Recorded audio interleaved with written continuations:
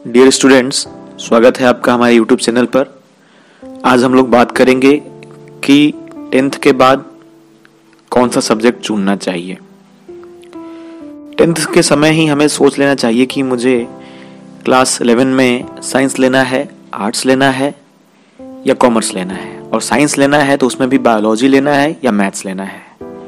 अगर आपको यह चूज करने में दिक्कत हो रही है तो मैं कुछ बातें बताऊंगा जिससे आपकी यह दिक्कत हो सकता है कम हो जाए। सबसे पहले कि आप अपना इंटरेस्ट देखिए कि आपका इंटरेस्ट किस में है। आपका इंटरेस्ट मैथ्स में है, बायोलॉजी में है, आर्ट्स में है या कॉमर्स के साइड में है। अब आप पूछेंगे कि कॉमर्स की का डिसाइड कैसे होगा। जनरली क्लास 10th लेवल पर कॉमर्स का डिसाइड करने के लिए आप उतने सक्षम नहीं हो पाते हैं, क्योंकि ये 11 से शुरू होता है कॉमर्स।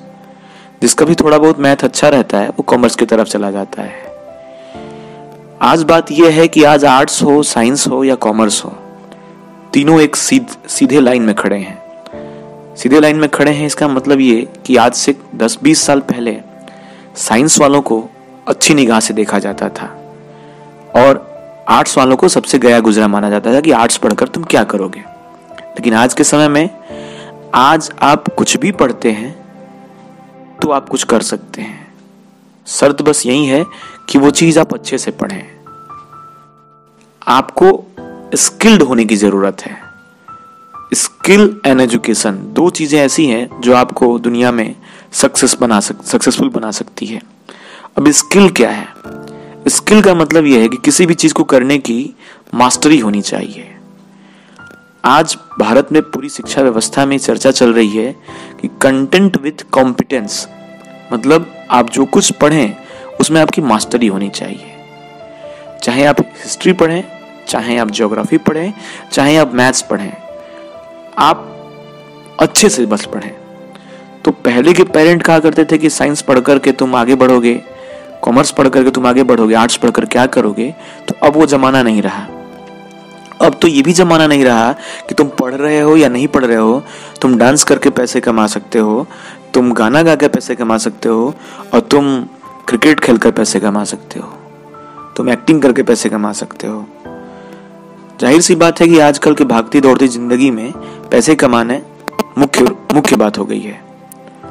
फिर भी पैसा कमाना बहुत आसान हो गया है, क्योंकि ग्लोबलाइजेशन ने इतने ज्यादा अपॉर्चुनिटीज दिए हैं कि हम लोग बैठे नहीं रह सकते हैं। तो इसलिए मैं बार बार कहता हूं कि आप अपना इंटरेस्ट देखिए।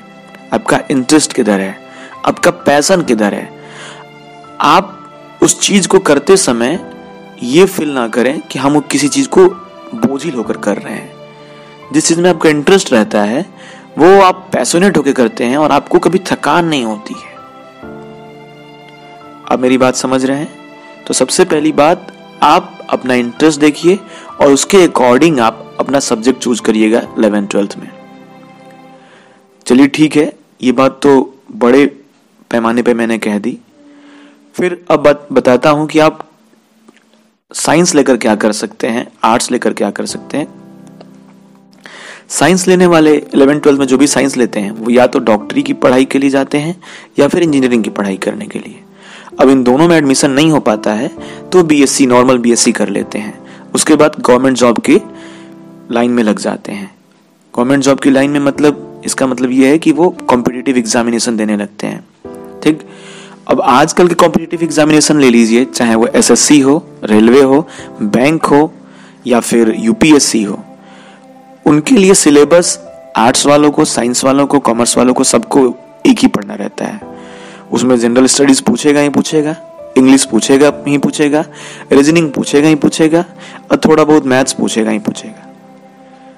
तो अब आप सभी, चाहे साइंस वाले हों, आर्ट्स वाले हों या कॉमर्स वाले, सभी एक लाइन में खड़े हो गए हैं। तो मुद्दे की बात क्या है? मुद्दे की बात यही है कि आप अपने सब्जेक्ट को चूज करते समय यह देखिए कि आपको करना क्या है। अगर आपको यूपीएससी की तैयारी करनी है तो आर्ट्स ले लीजिए, क्योंकि जनरल स्टडीज का बहुत सारा हिस्सा आपका 11th-12th और ग्रेजुएशन तक कवर हो जाएगा। अगर आपको बीटेक करना है तो साइंस लीजिए मैथ्स के साथ, अगर आपको डॉक्टर बनना है तो बायोलॉजी लीजिए। अब आजकल एक नया ट्रेंड देखने में आ रहा है कि इंजीनियर्स और डॉक्टर्स ये अपना जॉब सिक्योर करने के बाद यूपीएससी की तरफ आ रहे हैं, यूपीएससी की तैयारी करने के लिए आ रहे हैं। तो आखिरकार उनको जनरल स्टडीज के लिए आर्ट्स के सब्जेक्ट ही पढ़ने पड़ रहे हैं। तो क्यों ना हम शुरू से ही आर्ट्स का सब्जेक्ट पढ़ें। मेरे कहने का मतलब आप समझ रहे होंगे। अगर आपको गवर्नमेंट जॉब चाहिए तो एसएससी की तैयारी करनी है, बैंक की तैयारी करनी है या यूपीएससी की तैयारी करनी है, तो आपको आर्ट्स के सब्जेक्ट पढ़ने होंगे। और ये बात अपने पेरेंट्स से भी आपको साझा करनी चाहिए कि अब वो जमाना नहीं रहा। फिर भी कुछ पेरेंट्स कहेंगे कि नहीं तुम साइंस ले लो। आप उनसे खुलकर बातें करिए और अपने इंटरेस्ट को बताइए, क्योंकि आपके ऊपर जो कोई सब्जेक्ट थोपा जाएगा तो आप उसके साथ सरवाइव नहीं कर पाएंगे। अब जमाना सर्वाइवल का है और सर्वाइवल ऑफ द फिटेस्ट ये तो डार्विन ने बहुत पहले कह दिया था। तो इस बात को समझते हुए आप अपने पैशन को फॉलो करिए, इंटरेस्ट को फॉलो करिए और लॉन्ग रन को देखते हुए अपना निर्णय लीजिएगा। ठीक,